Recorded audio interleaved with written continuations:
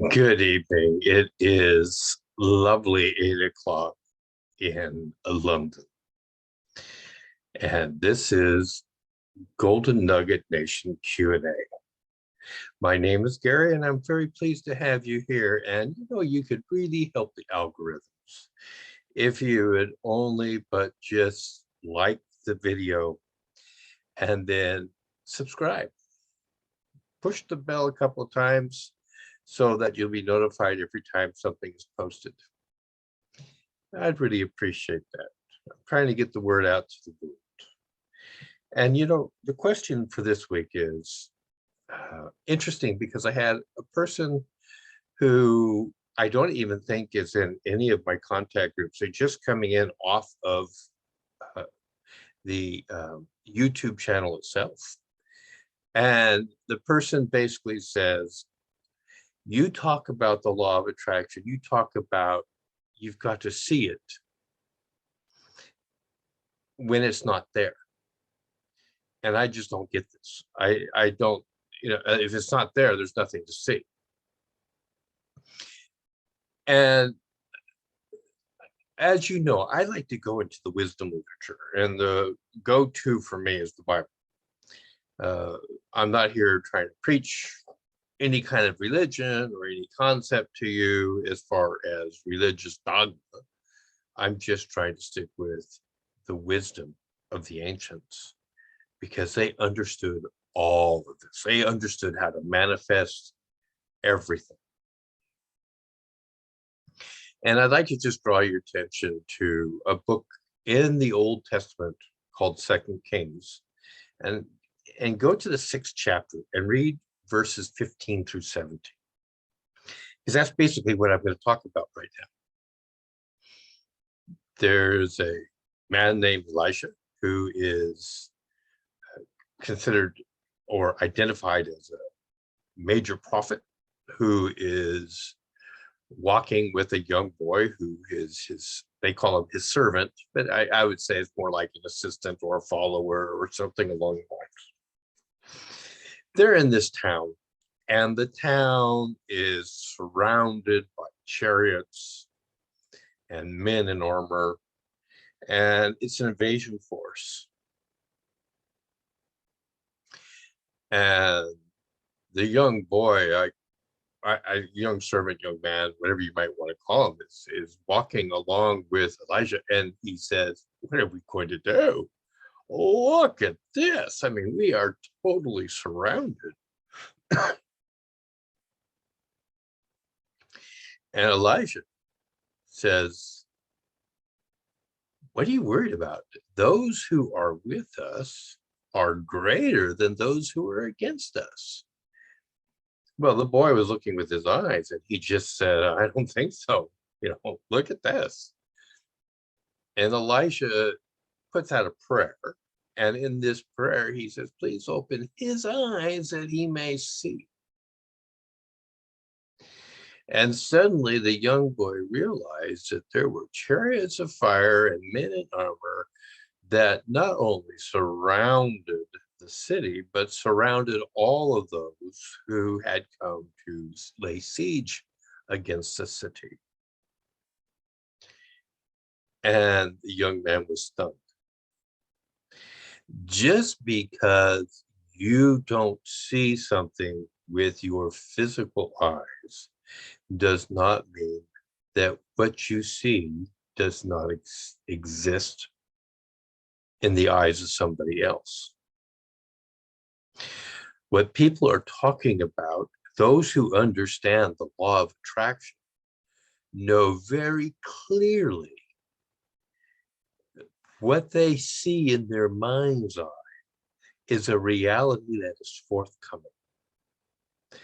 And you cannot dissuade them from it. So strong is their belief, so strong is their willing to manifest that outcome. An example in the modern day would be perhaps Elon Musk. I remember when Elon Musk was talking about doing the Tesla cars and building the electric cars and all of the events that kind of happened around that. The electric cars that were catching fire. He's got this idea about cars driving all by themselves, but they keep getting into accidents. They keep crashing into things because the technology hasn't caught up yet. And people just kind of back in the day, like, why would I want to buy this electric car? And now it's like the car to get for those who have the money and for those who daydream and visualize having a automobile that is kind of like a supreme deal. I mean, I was in Riga recently, that's in Latvia, and I saw 4 or 5 Teslas on the road there. I was really quite surprised, but they're there. So, I mean, you know, Elon Musk, he sees Elon Musk, he sees these things. He's talking about, building rockets and going to Mars. And I know people who are excited, who would be willing to take the one-way trip to Mars to be part of Elon Musk's vision. Nobody's gone to Mars. He's not put a rocket there yet, but there are hundreds of thousands of people who are beginning to see what Elon Musk sees. Now, let's just talk about our eyes for a second. You don't really see anything. You really don't.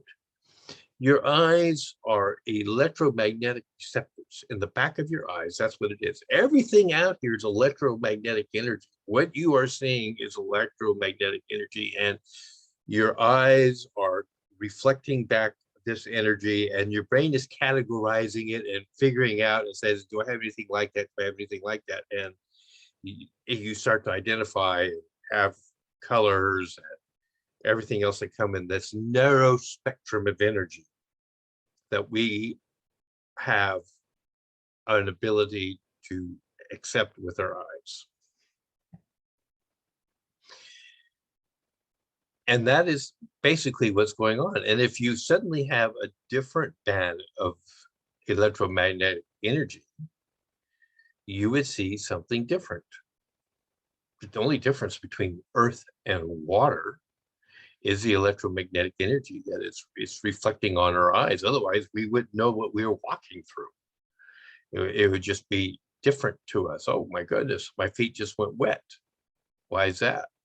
It's just this narrow band of electromagnetic energy that we're receiving. And electromagnetic energy is interesting because Nikola Tesla was talking about this, and he's really, I mean, Nikola Tesla was the last Elon Musk, in my view, because he was an absolute genius. He saw things. People think he invented a time machine. We know that he was able to get free energy. There's all kinds of stories about him with cars and things like that. He was hired by, oh my goodness, I can't remember, some of the wealthiest men back at the turn of the last century to create this free energy he had, because they kind of thought they would be able to sell it and make a profit. And Tesla felt like if it's free energy, it should be free. It should be for everybody. Oh, there's stories about these huge towers he built and electricity he was firing off in the mountains. People could see these big balls of energy flying through the skies in Colorado. I mean, the man was amazing. And the things that he knew, and he had so many patents. And interestingly, when he died, the FBI came within minutes, it is told, and they took everything that they could find that was his, and safeguarded. I mean, he was a genius. Look up Nikola Tesla. There's stories about him, information. I think there's a lot of disinformation about him out there, but in reality, the man was a real genius. And the same thing with this Elon Musk, people like him. But what I'm saying is everything that they're doing, they're seeing in their mind first. And they believe it fully. They believe it to the extent that they can actually see that future. And they are working in agreement with the universe, and they're building it and they're manifesting it into our reality. Just like when you go back to that story in 2 Kings, the 6th chapter, the 15th to 17th verse, the young man did not see what Elisha could see.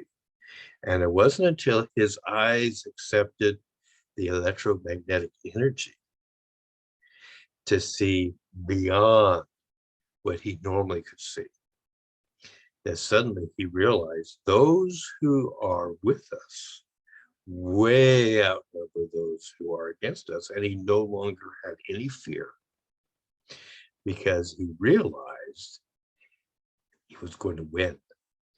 And as an entrepreneur, you have to see your reality that clearly so you can move in the direction and win because you were born to win. And that is Golden Nugget Nation's Q&A for this week on the 4th of May. May the 4th be with you. See you later.